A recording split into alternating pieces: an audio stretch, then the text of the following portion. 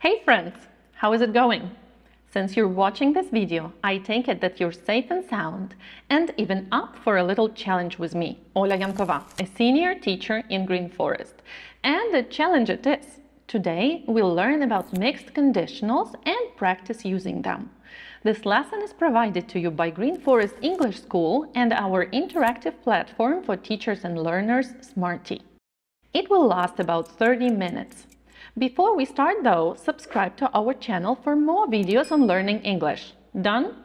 Then open the link to the lesson in a new tab, come back to this video, and let's figure out mixed conditionals together.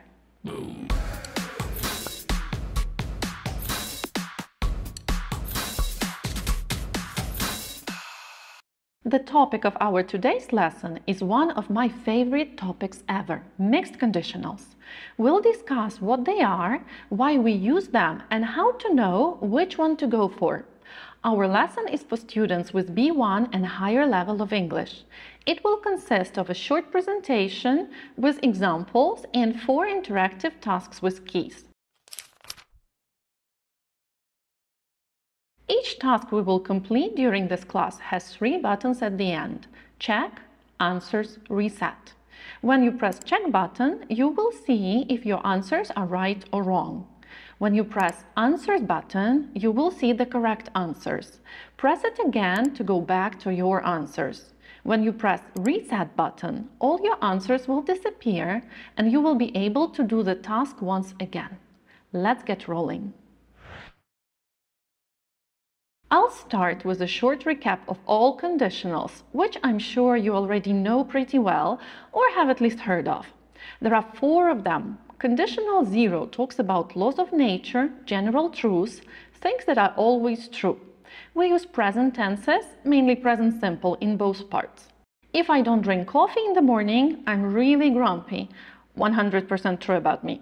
Conditional 1 talks about present, future, real situations, things that might happen. We use present tenses in the if clause and go for will in the main one. If you like this video, you will watch more of those in the future. It's absolutely realistic and I'm sure that's the way it will happen. Conditional 2 talks about present, future, unreal situation. Here we enter the world of imagination. Past simple in the if clause and would in the main clause. If I weren't a pretty awesome English teacher, I wouldn't be able to explain conditionals to you. But I am, and I can do it really well. And finally, conditional 3, past unreal situation. We imagine how our past could be different. There's no going back and changing it. We use past perfect in the if clause and would have past participle in the main one. If I hadn't overslept in the morning, I wouldn't have missed my job interview. But I did, and I missed my job interview. By the way, check out my previous videos on conditionals that we have. If you need any help with those, you'll find the links in the description below. Going back to mixed conditionals. Why mix them? Isn't it complicated enough already? The answer is because we want to talk about everyday life, right? If you look at conditionals 1, 2, and 3, you'll see that they are always in the same timeline. Only present, only past, only future. But very often our past influences our present, right? Let's imagine a situation. I decided that I need to learn English and started looking for different extra resources. Then I found Green Forest YouTube channel and that's why I'm watching this video now. Can I use conditional 2? No, because it talks about the present only. Can I use conditional 3? Again, no, because it's only about the past. So what should I do? Of course, mix them up. There are 2 most commonly used types of mixed conditionals, 2 plus 3 and 3 plus 2.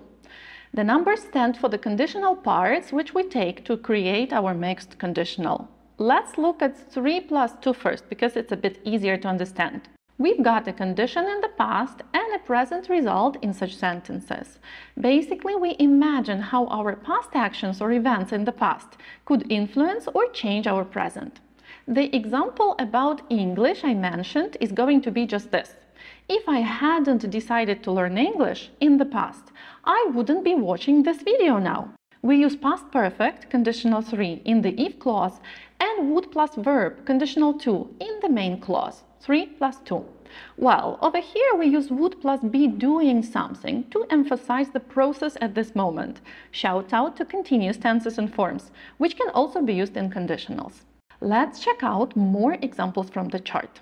If Anna had accepted that offer, she didn't actually, she'd have a great job at this moment, but she still doesn't have it. If Sarah hadn't eaten so much chocolate, but she ate it all, she wouldn't have a stomachache now. She's in pain now. In both cases, past actions cause a result in the present. One more type is 2 plus 3. Based on our previous experience, you probably got that we have a condition in the present here and a result in the past. How is it possible? Well, what we mean is that some personal characteristics, some facts about who we are or what we do, some permanent situations in our life can explain why we did or didn't do something in the past. Imagine a guy who loves English. He fell in love with the learning languages and the culture a long time ago, and he truly loves English with all his heart. That's why he decided to find one of the best schools to study online, Green Forest. But if he didn't love English, something which is always true about him, he wouldn't have come to this language school in the past. We use past simple, conditional 2, in the if clause and would have plus past participle, conditional 3, in the main clause, 2 plus 3. Let's check out more examples from the chart. If she weren't so lazy, she's always lazy. She could have finished her project yesterday, but she didn't. Pay attention to the use of modal here. We can use could or might instead of would to show less certainty in something. If I didn't have to work today, but I do, I have to, and there's no way to avoid it. I would have slept until 2 p.m., but I didn't. I had to wake up early. Got it all? Let's see in task 1. Task 1.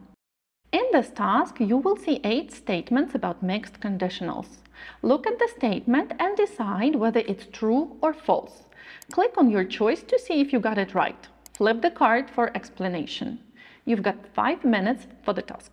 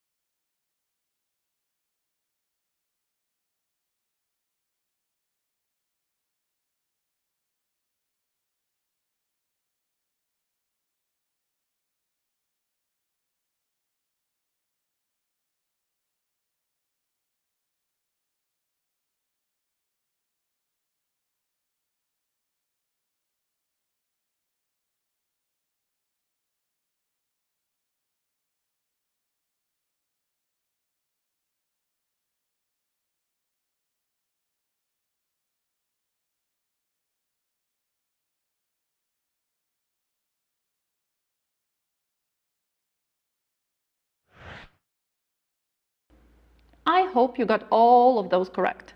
Now let's go through them one more time together. Just click reset for that. The first one is false. We mainly use mixed conditionals for unreal situations. Number 2, true. Even though there are other ways to mix conditionals, but there are only 2 main types that are used all the time. Number 3, false. Just like in any conditional sentence, you can switch the place of clauses without changing the meaning, but don't forget that we don't need a comma when we start with the main clause. Number 4, false. We can and we do when we want to emphasize the process at some specific moment. Number 5, true. Number 6, also true. The most common modals to use are could and might. Number 7, true. Number 8, false. Yes, the sentence is correct, but it's not a mixed conditional sentence. If you're still here, I guess you enjoy studying online. If that's the case, how about studying English online in the coolest online English school in Ukraine? Of course, I'm talking about Green Forest. You can sign up for a relaxed and well-paced general course or an intensive course which will boost your English in no time. That is just in 9 weeks. English 100% of the time during the class. The focus on students' communication, free first lesson, the access to our amazing online coursebook on Smarte platform. We got it all. Just pass an online test, talk to one of our managers to confirm your level, pick the most convenient time and show up for the first free English class. You can find more information in the description of our video. Ready to move on to task 2? Task 2. In this task, you've got 8 sentences. Open the brackets to turn them into mixed conditional sentences.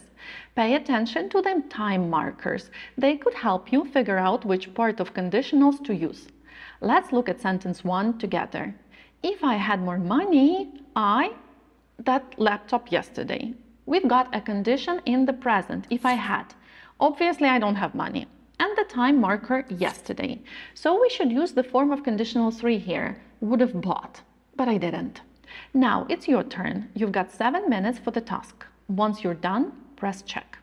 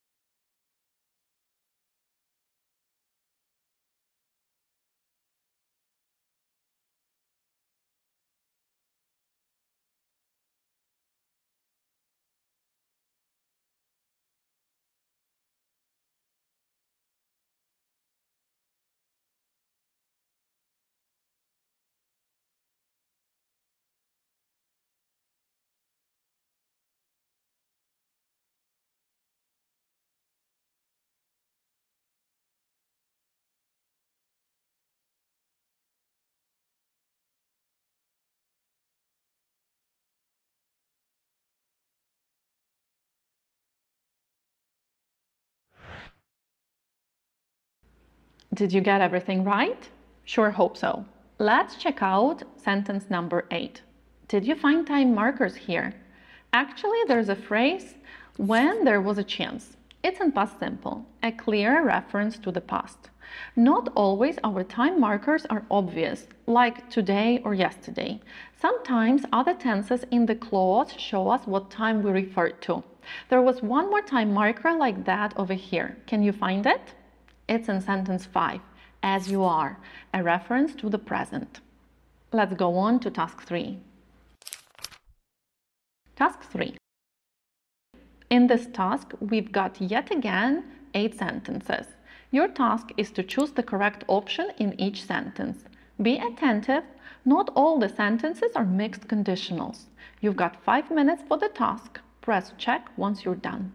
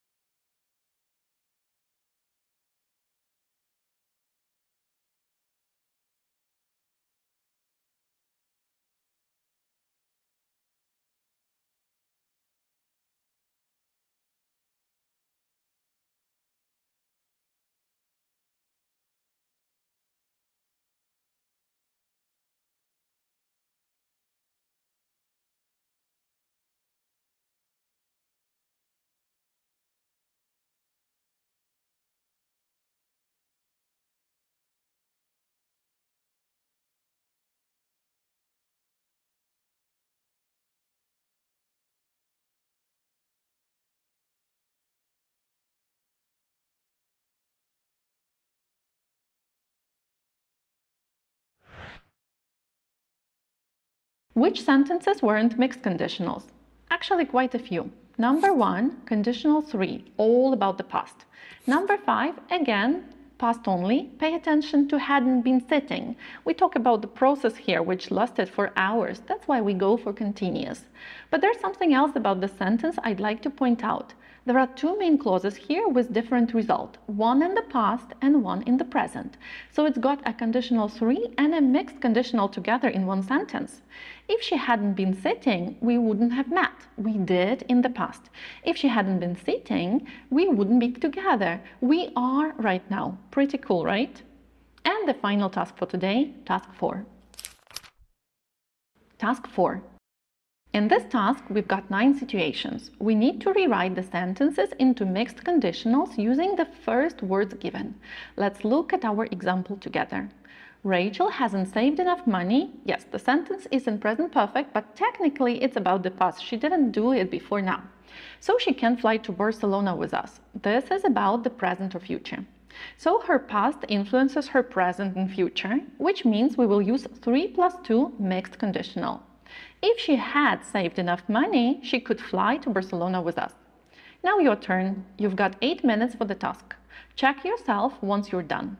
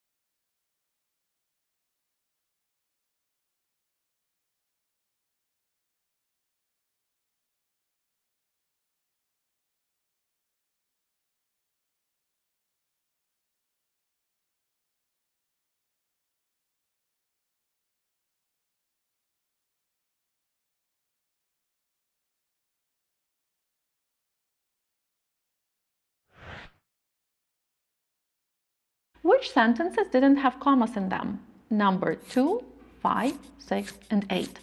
All these sentences start with the main clause, so we don't use a comma in the sentence. Great job today. And we're done. If you hadn't watched all this video, you would probably still have questions about mixed conditionals. You see? I'm saying here that you don't. Of course, if there are some questions left, ask them in the comments below. Also, let us know if you like this lesson and if there are any other topics you'd like to check out on our channel. Which reminds me, subscribe if you still haven't done it and hit the notifications button. This way, you'll be first to find out we released another cool video about the English language or studying it. And don't forget that this short lesson is just a small part of all the English knowledge you can get with our course book Notes by Green Forest and our interactive platform for teachers and learners Smarte during online lessons in Green Forest School of English. You can find all the details in the comment pinned below. Take care!